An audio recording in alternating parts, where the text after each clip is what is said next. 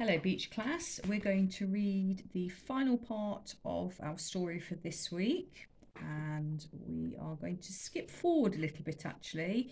In the book, if you get it yourself, there is some other little bits and pieces that I'm going to miss out at the moment. We might come back to those.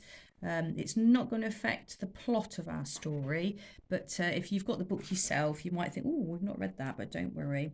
If you have got the book yourself and you've read it all, can you keep quiet about what happens in the end when you come back to school, please? So, today we're going to start at page 40. Meanwhile, Chulak was getting ready to smuggle Hamlet out of his new home. The master had gone to bed early, groaning, but the slaves were still awake and Chulak had to distract them. Now listen, he said to them in the kitchen. You know you've got to do all you can to please the great white elephant, or else the king will be cross. They all nodded.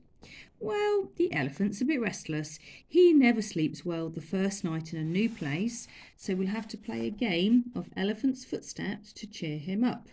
You have to go and hide your eyes in the garden, and when you think you can hear him coming, turn around. He likes playing that. Go and wait in the garden, and I'll tell him when you're ready. The slaves all streamed out of the back door, and as soon as they were hiding in the garden with their eyes shut, Chulak unlocked the front door and led Hamlet out to the gate. So he tricked them.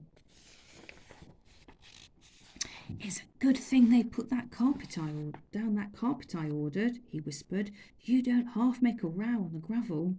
Can we go past the zoo? Hamlet whispered.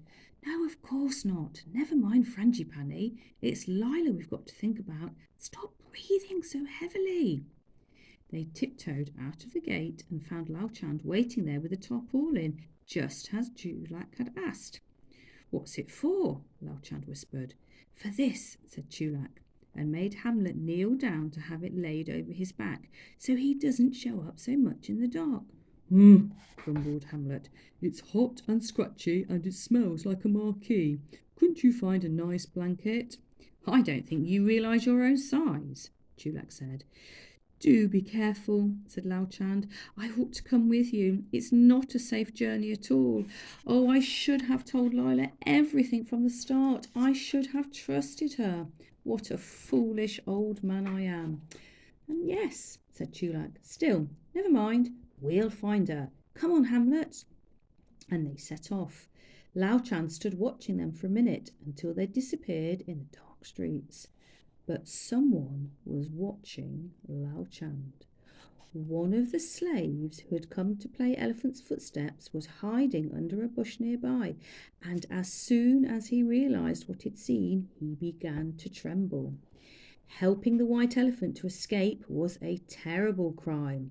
There'd be a terrible punishment, and there might be a great reward for the person who pointed out the criminal. So when Lao Chand began to trudge homewards, the slave silently followed him to find out who he was and where he lived. So we'll finish there. So Lao Chand is in a little bit of danger, it seems. He doesn't realise the slave has watched what he's doing. So, activity 3. We've listened to me read now. Chulak begins to put his plan into action and sets off to rescue Lila. However, someone was watching. It was the slave, wasn't it?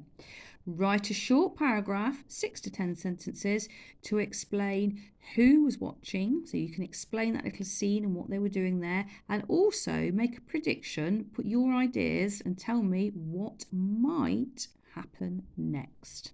Okay, now if you have read the story, you might find that a little bit difficult. So what you could do is write an alternative version of the story. Okay, so think about a different way the story could have played out. Okay, all right, thank you.